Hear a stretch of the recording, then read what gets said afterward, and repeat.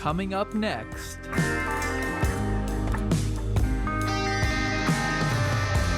Stay tuned to learn more about the state of the art in blockchain and cryptocurrency technology.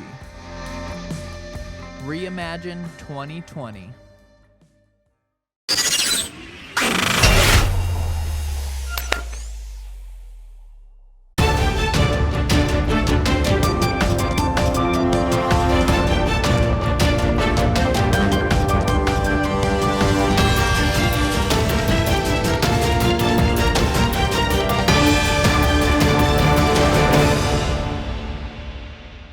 Hello, everybody. Welcome to Reimagine 2020. I'm your host, Adam, with an exciting panel for you today. Again, appreciate all of you tuning in to watch this afternoon. We put this conference together with a vision to truly understand how blockchain plays into our future, at the same time separate the noise from the facts.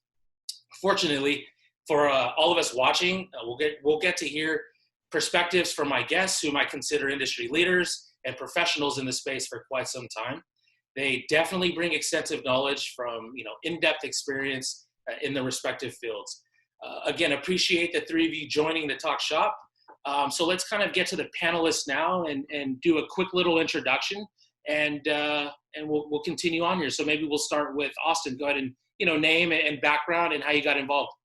Sure. Yeah. So Austin Davis. Nice to meet everybody here. A lot of people might know me from Blockchain Beach, the community that I kind of founded and stimulated here in Los Angeles, but I've been involved in a number of ventures, obviously, startups before that. I came to LA in 2009 and kind of dove into the startup culture, originally from the East Coast. So right now working in various projects from energy, we have a data center 90 miles north of LA, working with another project that just got a $10 million grant approved today.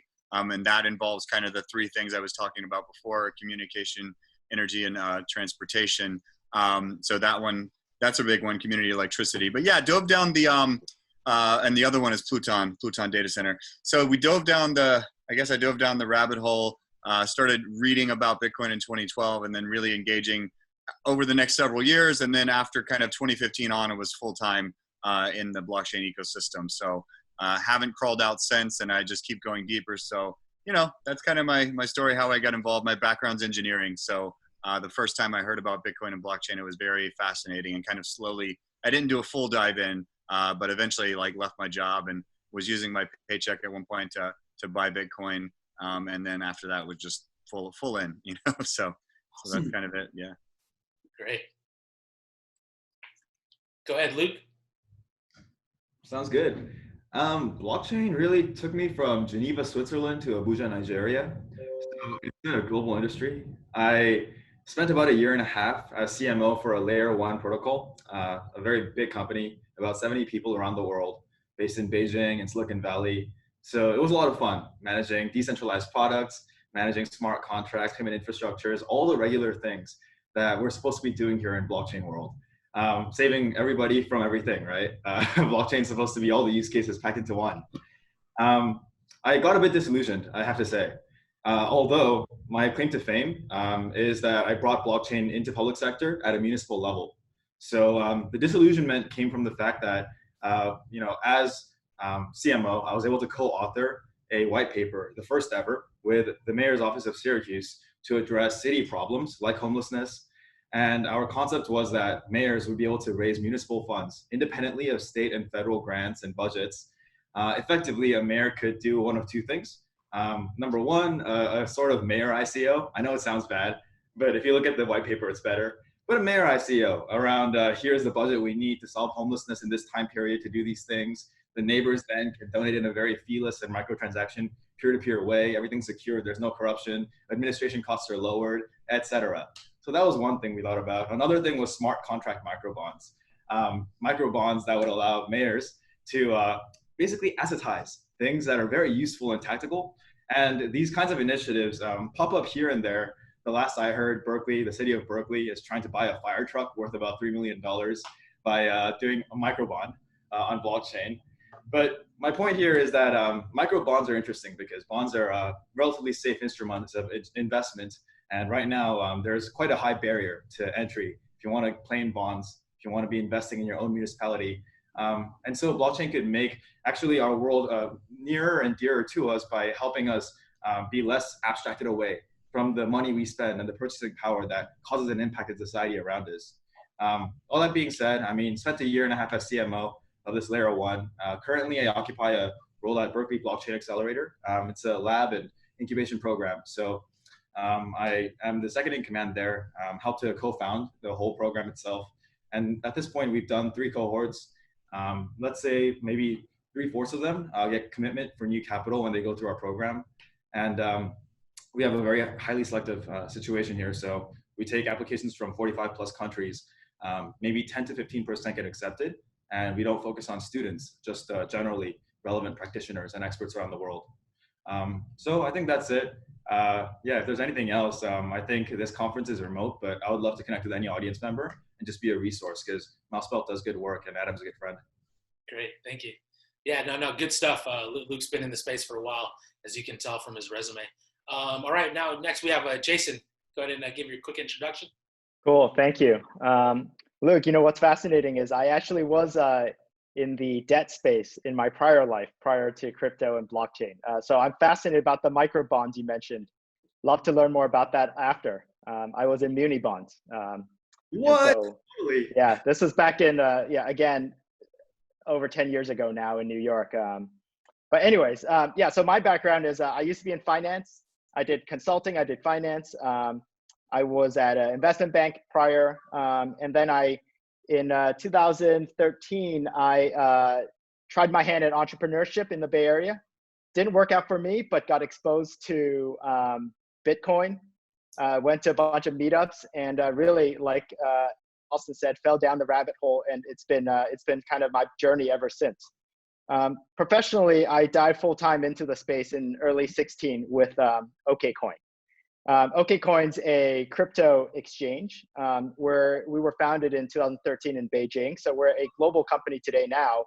I moved over to California about a year and a half ago to help set up our San Francisco and US operations. I'm the COO here at OKCoin USA. And we have offices in Europe, Japan, Hong Kong, obviously in China as well. And so we basically help traders, institutions, businesses, individuals get access and go between fiat, dollars, euros into crypto. I think that's about it. Yeah, and I'll leave it at that. Awesome. No, I appreciate that, everybody, for kind of giving their background. You know, our audience is kind of, global. For one, we've partnered with, 100 plus universities now, part of our MouseBelt University program. So we're going to get a wide range of beginners, middle of the pack, and obviously some experts. So happy to have all of you join. Thank you for taking the time out to be here. So go ahead and kick this thing off. I put this panel together because one, I felt, as we all just heard, everybody has a different journey. And then two, the three of you touch blockchain in different aspects, bringing credibility in some way, shape, or form. So my goal with this conversation, at the end of this conversation, really is for the viewer to get up to speed so that they can kind of continue, again, through this journey that we've all been on, but really separating, what's reality, what's not, and really giving them insight into what we all do, for the last, quite some time now. So go ahead and kick this off. I'll start with you, Austin. You're an industry leader, an influencer, an advisor to many projects, working with Pepperdine Blockchain Lab as well, running Blockchain Beach, engaging the community. I have a question. What is blockchain to you? And I don't mean in the technical aspects. What I mean is, what are the potential possibilities? What excites you? And in your own words, what is blockchain to you? And we'll go ahead and give this to everybody at the same time. Yeah, I'll come at it from a kind of infrastructure standpoint. So blockchain to me is something that, yes, it is to a lot of people a movement and a revolution, but I don't really see it that way. I think it's an awakening potentially to the power of decentralization, because it's the first time we really had a lot of mainstream people that normally wouldn't pay attention to these systems. Of course, there's always been distributed computing systems that, engineers and developers and creators, people early at Microsoft and IBM have been working on. However, this is the first time the normal population can pay attention to the power of decentralization and distributed computing. Things like blockchain, things like the folding at home, which started with protein folding and now is tackling big problems like COVID and, heart disease and other things that Ebola, things that they're focusing on, and using people's, fractional computer around the world to create the world's biggest supercomputer. They just passed an exaflop a few weeks ago because of COVID. So it's the largest and most powerful supercomputer in the world. So I think blockchain is kind of on the similar vein, where it allows a lot of people to jump onto something and understand it at a high level and support it because of the potential upside, not just monetarily. Of course, that's the first thing that Bitcoin offered, was an upside monetarily to either get in early or to mine it or to somehow get involved and use the benefits of the more transparent and global money, borderless, or just profit from it, right? A lot of people need it for different reasons.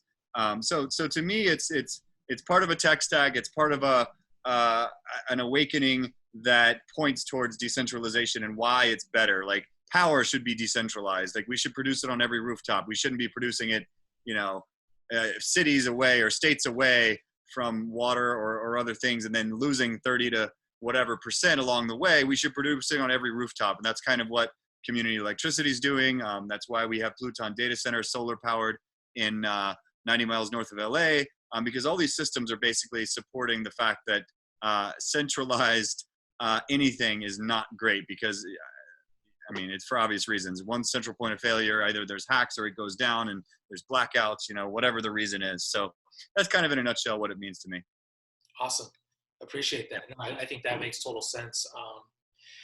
Yeah, this whole decentralization, it's, as you mentioned, it's not quite new per se, right? It's kind of been, cryptography and now kind of the evolution since the 70s, 80s, 90s, and here we are now, kind of wrapping it all together. And I think all the technologies are starting to align. So I'm gonna go ahead and pass it over to Luke here. Again, Luke, you've been part of the Berkeley community, all of their programs. You've been doing kind of public work. In your own terms, what is blockchain to you? So blockchain to me is the option of decentralization, provided it does good, more so than centralization. For me, centralization is that thing which has carried humanity forward for historical periods of time. Yes, there were problems with monarchies, with dictatorships, with even unions like the Soviet Union. But my point here is we've relied upon central authorities, from parents when we're babies to governments when we're adults, to somehow safeguard a sense of culture, safety, healthcare, transportation network, economy, and I could go on and on. Right now, we're facing an opportunity because technology can always bring us exponentially closer to a better future. And blockchain is one such technology, that much I believe. But the thing here is, blockchain for me works very well when it's machine to machine, network to network. It does not work that well right now when it's human to human use cases. That is the great divide we need to crack if we're gonna get mass adoption. And that's really the holy grail, I believe all of blockchain's rushing towards, mass adoption and human to human use cases of blockchain. But to be honest here, I mentioned before that I was disillusioned to a degree with the blockchain world. The reason I say that is in public sector, especially when I look at these sparks of blockchain interest, the state of Rhode Island releases a request for proposal that says we want to learn about blockchain and incorporate blockchain. Or the city of Berkeley wants to do a microbond on blockchain to get a fire truck. Or even the government of Nigeria and the West African Union, the monetary union there, they want to create a single currency across 14 or 15 states. And they're considering, yes, a physical mint, but also loosely a digital mint to skip over maybe the creation of some sort of African euro, but make it digital instead. So I see these sparks flying of government innovation. I see these sparks flying from central parties, including banks and big corporations, to incorporate blockchain. And sadly, I don't see that many use cases which have stood up to the promise. And I see too often blockchain personnel, blockchain companies touting use cases and touting futures that don't yet exist in the name of sales. And so for me, I really believe, yes, in the blockchain technology aspect. Do I believe in the philosophy of Mr. Robot plus Fight Club, right? Explode all the banks and let's start a revolution. Everybody's accounts are cleared and we're gonna wipe it clean. The whole planet, we're gonna wipe it clean and start over again, right? Isn't that what we just did with coronavirus? Yeah, well, somewhat, but I guess we need the central parties nowadays, right? Coronavirus has shown that we need strong public health systems. Yeah.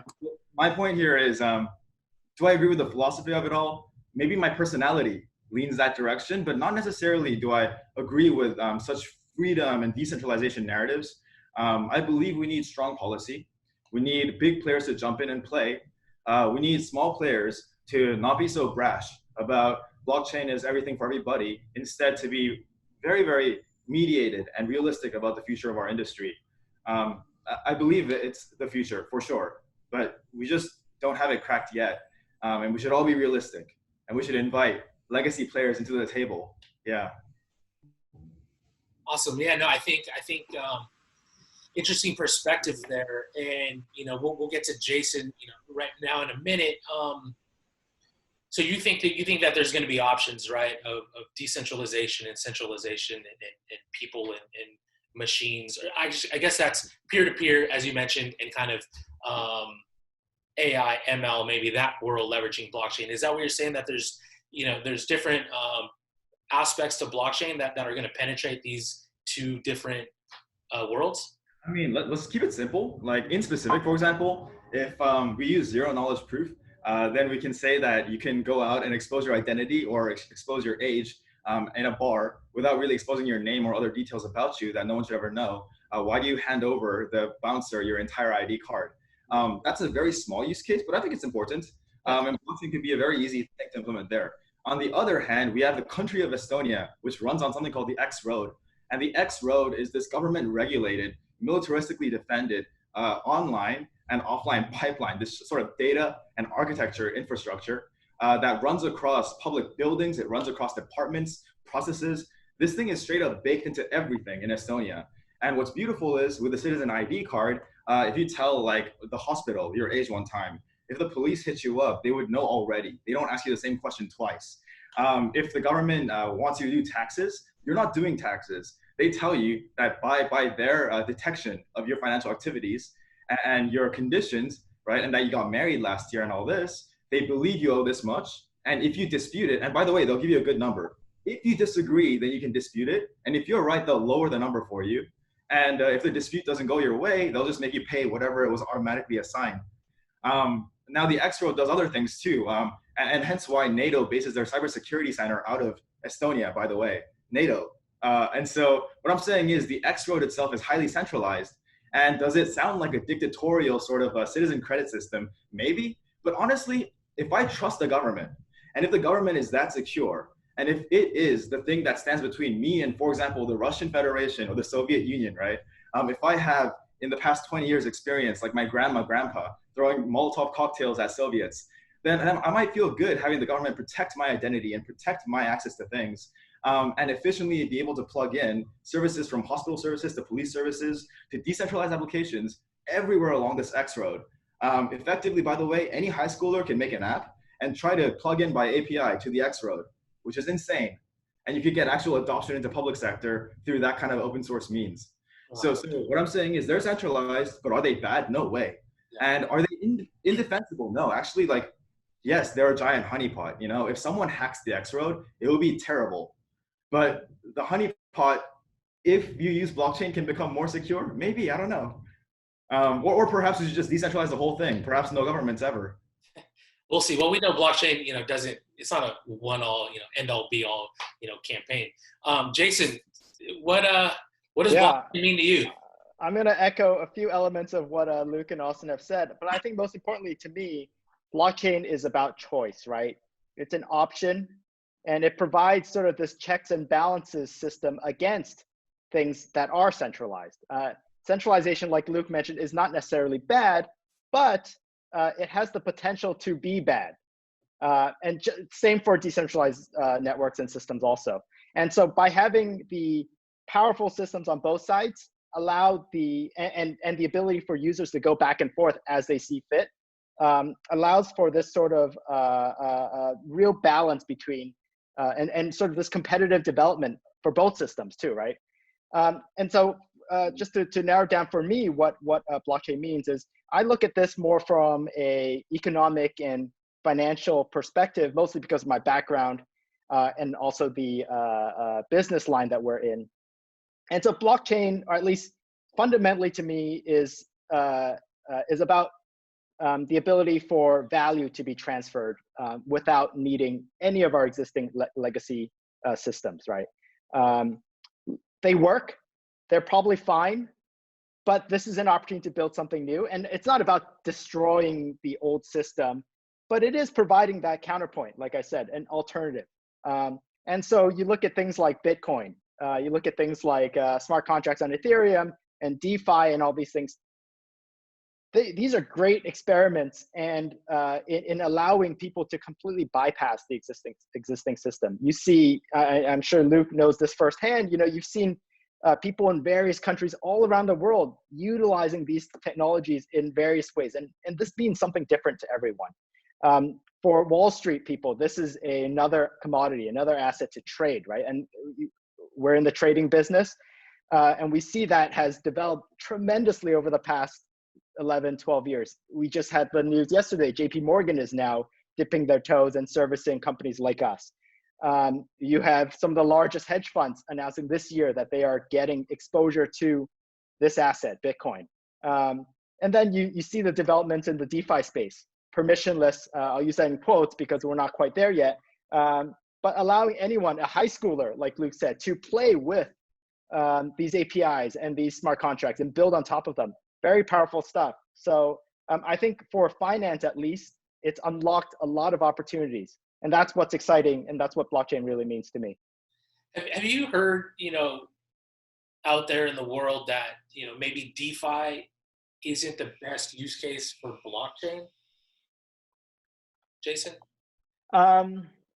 Meaning with all the regulatory compliance and then the various other aspects of use cases and test cases, applications, does DeFi rank as, like, obviously there's a lot of momentum. I mean, I'm in San Francisco, I see it all, a lot of projects building on it. It kind of makes sense with all these products, but, are there other avenues that you think fit blockchain better? Or do you think DeFi is a good kind of initial? I think it's one use, right? It's not a perfect fit. You mentioned regulation, and regulation in the US is very different from regulation in, say, Singapore, right? Where they're actually embracing and very accommodative to these sort of experiments.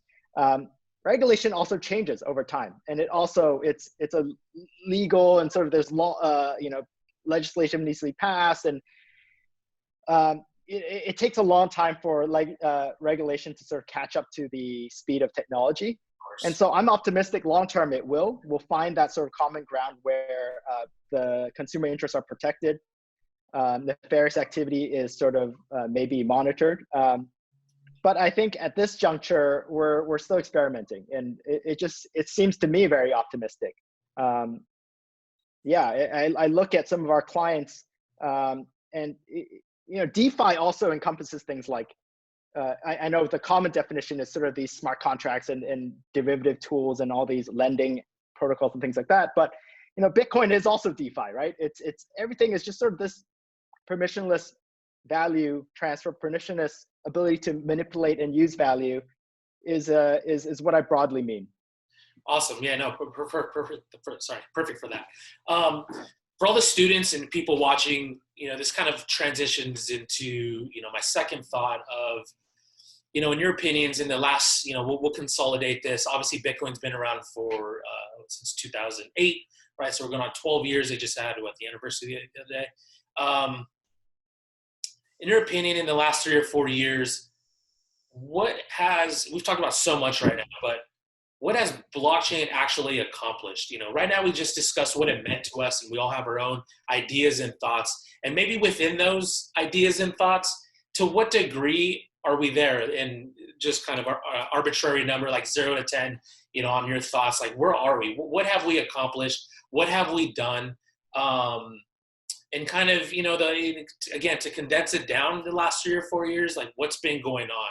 a lot of our viewers right now are tapping in as newbies. You know, again, maybe they're middle of the pack, and you guys have, you know, been around for quite some time, so you can shed light. Question is, what has blockchain accomplished? Okay, you want me to go? Yeah, anybody, feel free. I'll just be real quick to say that, you know, I think it's accomplished a lot so far, but I don't think we've reached the moment where any of the FANG companies have been created, you know, Facebook, Amazon, Google, any of the behemoths. Not that some companies that are around right now couldn't turn into those, right? You know, I guess Block One raised $4 billion, so who knows where they could go, but they haven't really done anything yet, right? They've invested some of it, a little bit of it. They have voice.com is obviously a big endeavor, and you know, lots of aspects will be great for users. Some maybe people don't know about yet or care about yet. So we'll see if companies like that or other companies, maybe a huge supply chain company could come and dominate and kind of be the Amazon of getting things, logistics, you know, something like that.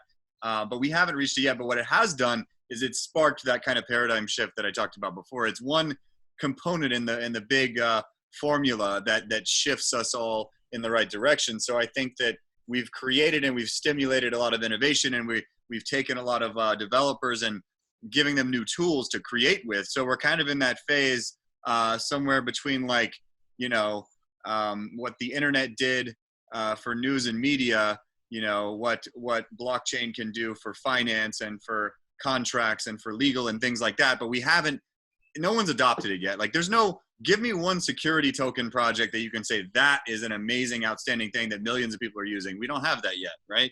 But we're close. You know, I think the things that are easy, low-hanging fruit are like music copyright law and IP. Like, you know, there's a company called Skio Music in Vancouver that kind of has tackled that problem. And, you know, big companies like the Chainsmokers are using them. Big brands like the Chainsmokers are using them. So, you know, those are kind of probably the low-hanging fruits that we're going to see get a lot of the recognition first. And then things like, of course, like Lolly too, right? Like Ashton Kutcher and a bunch of other people just did a seed round for $3 million in that because they've seen so much traction over the past couple of years. And of course, Fold's been around since 2014. And a lot of these companies are turning into credit card companies, right? You shop with a credit card and you get back Bitcoin as a reward, or maybe USD coin eventually as a reward, or the yuan as a reward, the digital yuan, you know, whatever it is.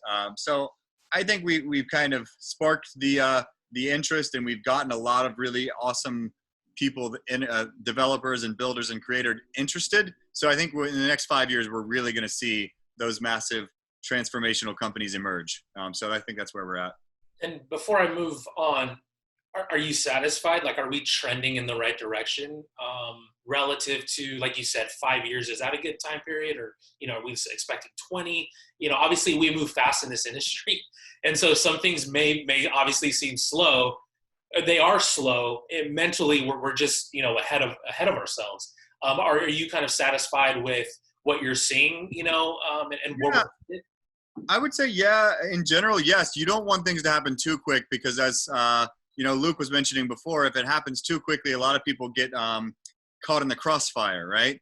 Too many jobs are lost too fast. Too much disruption is not a good thing if it happens all at once. I mean, it can be, but then there's a lot of casualties of that, like we're seeing in COVID. It was immediate. There's a lot of casualties and job losses and things that we're still trying to figure out. They decided to turn the money printer on, whether or not that's the right thing to do. It's certainly helping people in the interim, but after that money runs out, we're going to see a big dip in the economy, I think, right? Because people are stimulated, people are getting unemployment. Sometimes they're getting more money than they were making before, and they're spending it, which is great for the economy, but not so good. And of course, the stock markets are being propped up somewhat from all the bailouts and everything.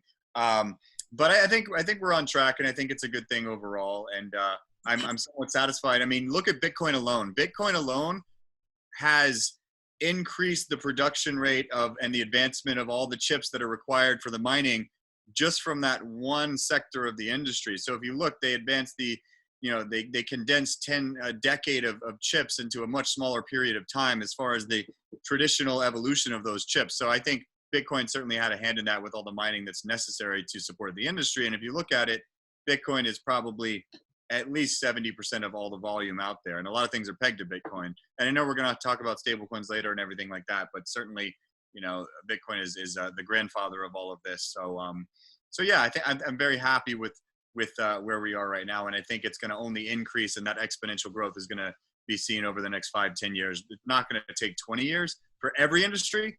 For some, it might, but we'll see a lot happen in the next 5 years, I think, especially now that you see institutional and a lot of the big players stepping in and at least investing. That's the first stage, and then the building comes afterwards. So I think we're in a good place. Yeah, no, thanks for your insight. And just to kind of reiterate the question, Jason and Luke, based off of your, what blockchain means to you, what has been accomplished over the last 3 or 4 years? And maybe we'll start with you, Jason. Coming maybe, from an entity standpoint, and you can obviously talk personally as well, but from a business standpoint, like, is OKCoin like satisfied, to manage this expansion of new, geographic regions and trading and institutional players come in? Are you guys, satisfied with where we're at, or do you think we're kind of too slow, too fast? What's your take? We've I think generally we're pretty satisfied, right? We've seen this space develop over the past 10, 11 years. And to think where we are today versus where we were 10 years ago is incredible, right? We have some of the biggest names in the world today in the financial space participating in our industry. Fidelity, JP Morgan, like we mentioned, CME. We have central banks now researching and developing their own versions of this technology, right? We have Visa, right, who has dipped their toes into this. Micro bonds, like Luke says, it's just across the spectrum of financial infrastructure. We've gone so far, and we're one piece of that. And so we see that as, there's a lot more added competition, but also the pie is really expanding. I don't think there's anyone in the financial industry today that doesn't know what Bitcoin is. That was unfathomable even 5 years ago, 3 years ago, perhaps. I remember when I was at the trading desk, this was back in 2011, 2012, someone brought Bitcoin up and we were just joking about it. Like, what a joke, right? This is just one of the many things we joke about along the course of the week. And no one took it seriously. And now you have to take it seriously. Austin mentioned, money printer. It's just, it's going on, and we think it'll continue to go on. What are some of these commodities and assets that may be able to hold its value over time, that doesn't rely on the policies of government and central banks? I can't name that many out there, honestly. And so I think we've accomplished a tremendous amount, but we're very early. This is going to be a multi-decade sort of journey, and we'll see where that continues to go. Awesome. Yeah, no, I think, I came across Bitcoin in 2013. I was actually at the bank at that time, and somebody had sent a wire for $100,000 at that point. And obviously that's really early, right, to dump some money in. My thoughts on that were, like, a lot of people were already strong believers, right? If you're dumping 6 figures so early in the game, you obviously kind of believed in kind of the future. So that was interesting to me. And over time, I started hearing about XRP and like Ethereum later down the road and Litecoin, and just kind of started ballooning up. And you're right. I think the finance world knows about Bitcoin, but what do you think the percentage is? I mean, I still, obviously, aside from retail or normal consumers, do people know about Bitcoin? Like, in that institutional world, is it like 50% of them and they're just kind of waiting on the sidelines? Well, what does that kind of look like? I think 100% of financial institutions know about Bitcoin, if not looking into it, or if not having plans to kind of time when they should enter it. Otherwise, I just think it's your head's in the sand. I don't even know what you've been looking at, right? So yeah, I mean, you can go down every country, every financial institution. You look at the top banks in China; they've all done blockchain experiments. Some of them have used Ethereum. Some of them have used a Stellar, for example, as sort of. These are all experiments, but they definitely have the interest to learn more and see where this goes. JP Morgan, opening up sort of that access to Bitcoin exchanges may trigger some of these other institutions to also follow suit more openly. So we'll see. We'll see. Great. And I think, this will kind of get into another question after. So we'll kind of touch on this adoption and some of the things you mentioned, Jason, Sure. who's involved. But Luke, give me a couple minutes on, from your perspective, again, what's been accomplished that you think, and you have a various, perspective, been traveling the world and working with governments and, what's going on there? Totally. There's just one thing I want to say. Blockchain made developers think differently. At UC Berkeley, we have this term called blockchain natives. There are students now, developers now, who have, since the day they started coding, the day they knew about computer science, knew about blockchain, and intended for their expertise to be in this field. That means there is a generation now of foot soldiers, those people who really actually build, not the ones who create ecosystems and fun things. Support system people are great. That's what we are. But the foot soldiers, those ones. Right now, there are people in computer science basements and garages and classrooms studying and working. And these people are working on the principle of decentralization, on the principle of open source, working with people from all over the world with direct access to some level of capital and financing, should their project be any level of success. And they have the means to create their own systems of currency, maybe not as robust or well thought out as normal fiat currencies, but still currency. And maybe not as compatible with worldwide regulations, but still the ability to create new things based upon philosophies that are baked into a new technology. That is something that I believe we cannot even measure the impact of. These developers today, the blockchain natives, we're going to watch as these people come out, and they're going to be giving birth to the new unicorns. They're going to be the new amazing founders that we think about in the legends of Silicon Valley. And I don't think that there's a problem with blockchain or adoption or technology or anything. Right now, we have an overabundance of financiers and of support ecosystem players, rightly so. But we need to build more foot soldiers. These developers are right now becoming blockchain natives and blockchain thoroughbreds. We're going to watch them do cool things, but it's going to take some years. That's it. Awesome. Yeah, no, I think, again, this kind of transition to this whole conversation, which is adoption. And is it a generational thing, right? Like, as you mentioned, these new blockchain natives are going to lead the way, which obviously, they're going to carry with them interest in like understanding of the technology for one, and then understanding decentralization and kind of the importance of blockchain, crypto, Bitcoin, whatever the case may be, which hopefully, elevates it all. So, regarding adoption, and we've touched a lot of aspects here. When I think about adoption and what that looks like, you guys all have different backgrounds, and adoption may be different, to you. But I'll kind of go back to you, Jason, and my thoughts on adoption. What does that look like to me?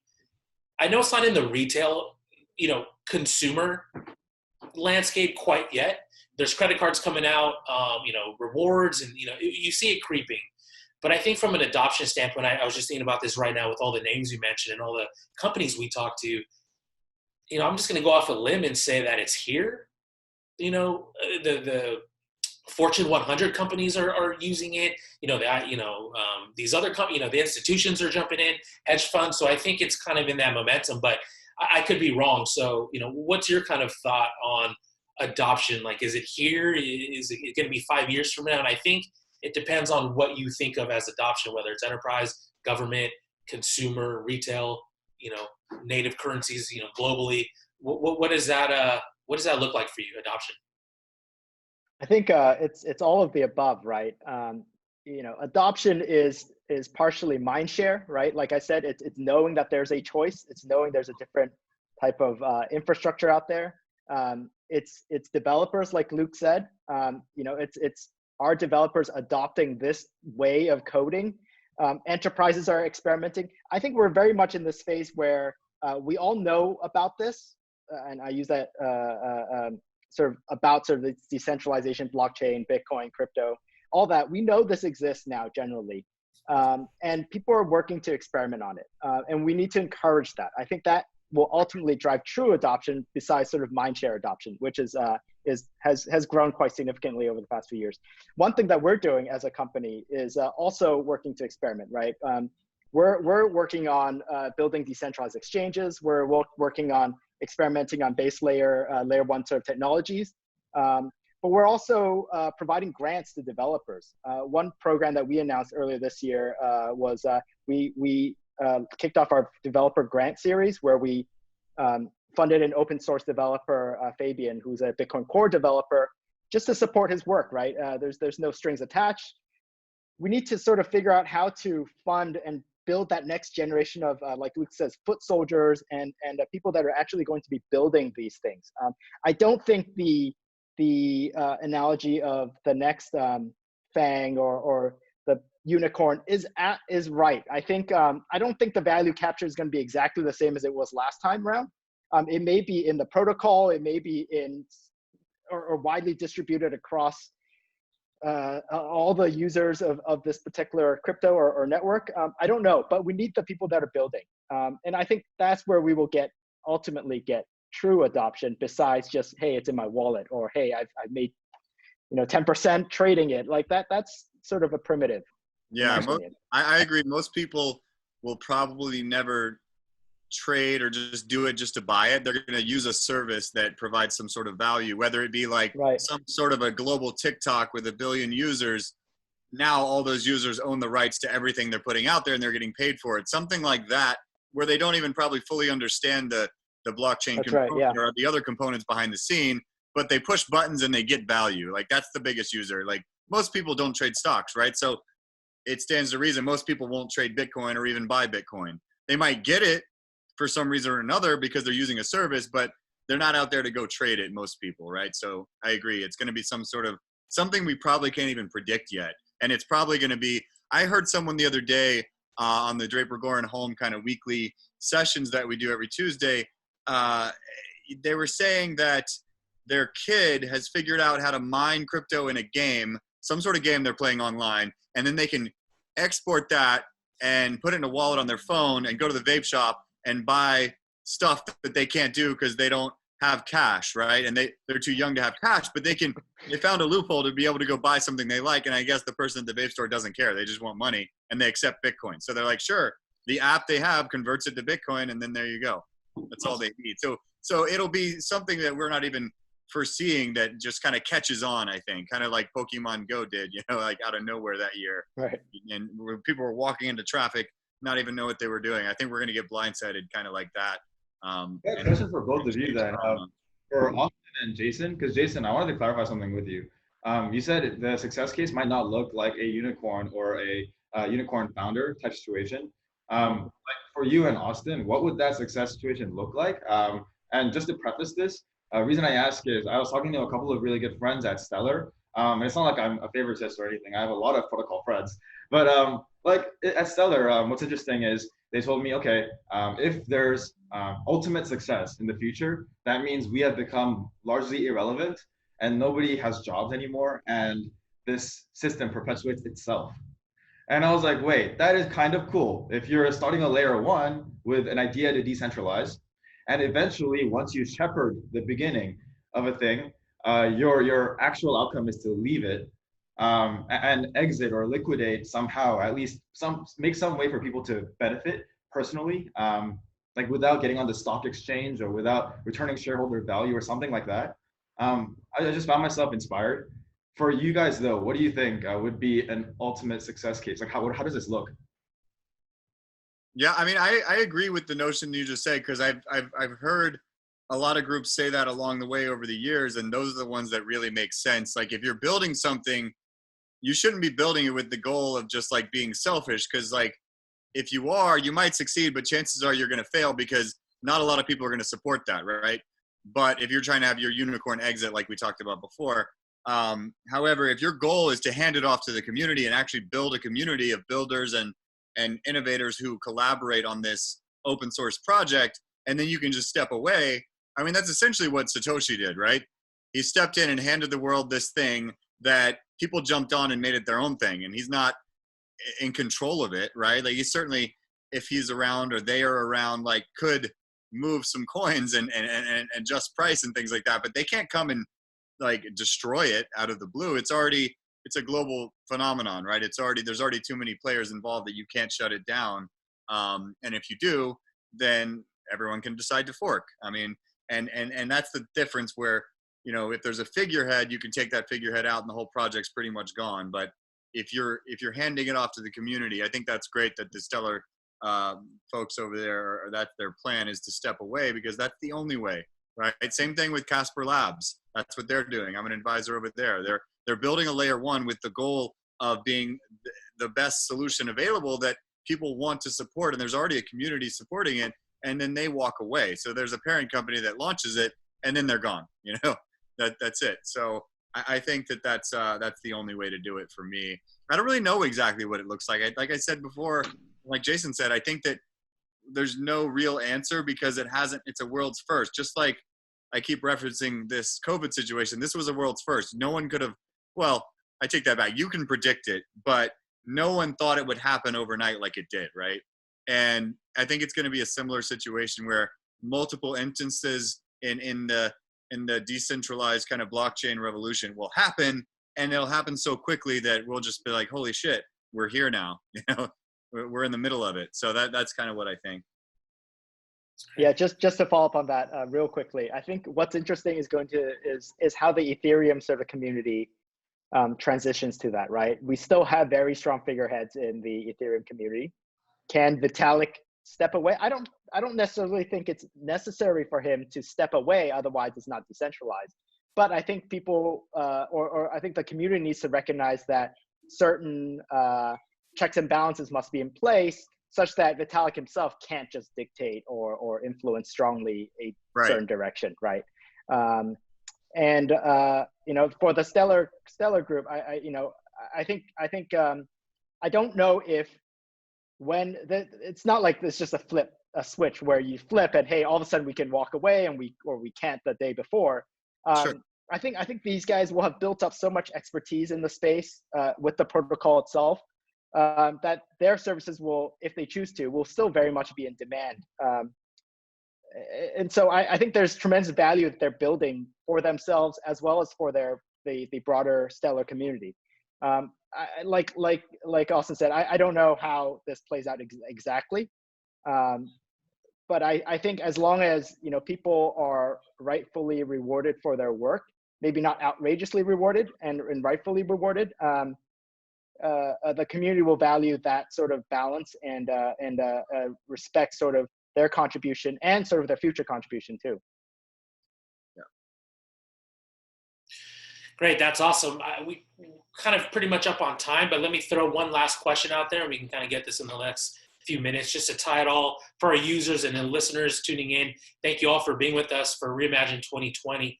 We'll leave you with this. You know, we just kind of discussed what blockchain means to us. You know, we're in the industry. You know, what does blockchain mean to you?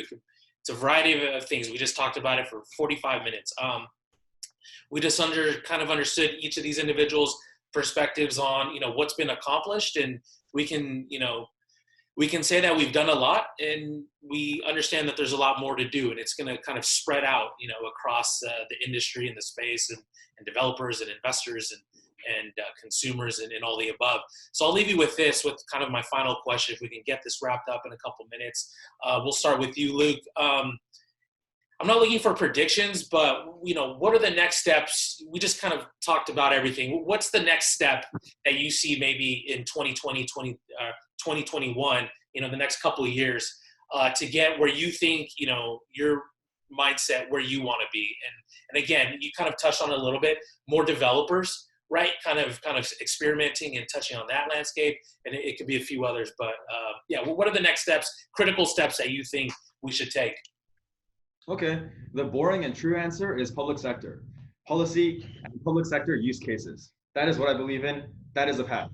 But the fun answer, and also what I believe in, is since history began, didn't we all start to fuck and fight? If we're not in the sex and media industry, if we're not in the defense and security industry, we're not a real technology that does things for a lot of people in all the ways. One way that blockchain shows us this kind of strength is maybe as a content fabric, one company called Illuvio out of Berkeley Blockchain Xcelerator. They are the technology behind MGM's movie trailers, for example. So when you go on MGM.com and look at the James Bond trailer or the Candyman trailer, the backend tech is Illuvio, blockchain technology company from Berkeley Blockchain Accelerator. And so I wonder, can their technology be used to play porn? Of course, that's not what I'm saying it should happen. But I'm just joking around here. Seriously though, government is where it's at. I believe we need it. I believe that's where blockchain can do the most good. It's very strong for process-driven use cases, for use cases of transparency and accountability, and for financial and agreement use cases, which is pretty much everything the government does, finance plus agreements. And besides that, if we want mass consumer appeal, if it's not related to fucking or fighting, then it's not going to be very adopted. Great. Austin? I think, yeah, I mean, I agree on a similar vein. I mean, you know, instead of fighting, I would like to say maybe cybersecurity. And of course that is a defense, mechanism that we all need to focus on, ransomware, cybersecurity. And that goes on the global military scale as well. Because as you know, like shutting down utilities is one of the biggest attack threats for any city, right? Any major city. You shut off the power and water, you know, millions of people could die if it lasts a few days or weeks even. So yeah, I think that for me, what was the question again? What was the specific question? Yeah, just kind of, and we got a couple minutes here. I got to get to Jason, but what's the next step to kind of move us forward that you see maybe this year, next year, to kind of moving in the right direction? What's a critical step? Yeah, you know, the funny thing is, and this is just for the awareness, but I think the price getting crazy action, because the more it happens, the more it's on the mainstream news, right? And it's almost every day on the mainstream news now, especially around the halving and what's going on. So I think the more we get that news based on the price of Bitcoin skyrocketing, and I agree with Tim Draper, it's probably going to hit over 200. He says 250 by 2023. He says by first quarter, I think 2023.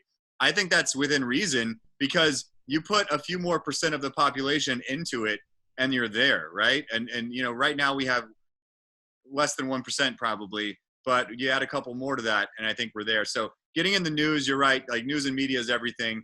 That's also why I'm working in the music industry a bit, because I think music goes viral quicker than anything else in the world, because you don't even need to see it. You hear it, you feel it, it's a vibration, it's a frequency, and it spreads, you know, like even stupid things, right? Like the memes, they spread so quickly. So yeah, I think getting it into the mainstream is key for adoption. And I also agree with what Luke said, that you got to create effective policies around it. Otherwise it'll just keep getting squashed. So be friends with your legislators and influence that and lobby as much as you can for change. So yeah, that's it, man.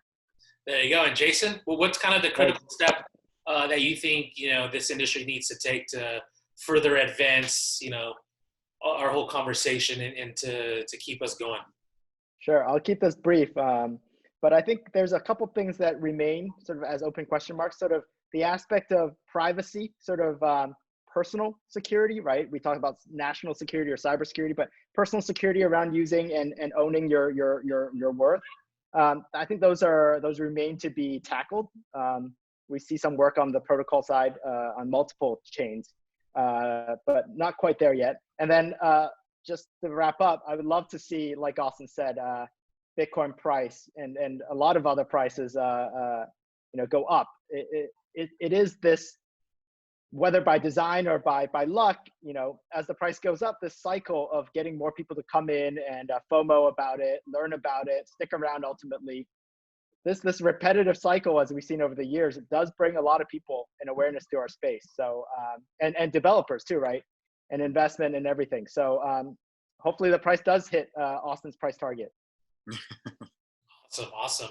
Well, we're kind of coming up on time here. This is Reimagine 2020 with Austin Davis, Jason Lau, and Luke Kim from Berkeley. We appreciate everybody tuning in. We kind of wish you the best, and do your own research and due diligence, and let's keep moving forward. Thank you guys for taking the time out to join me today. Thank you, Adam. Thanks, Adam. Thanks to MouseBelt. Great to chat with everybody here.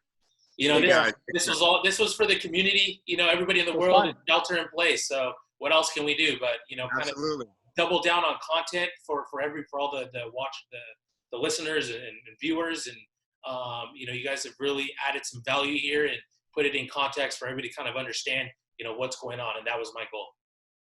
Cool. Thanks so much. All right, guys. Peace.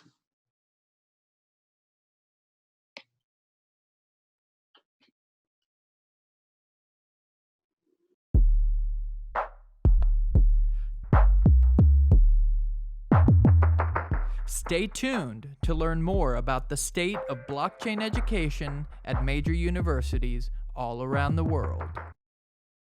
Reimagine 2020.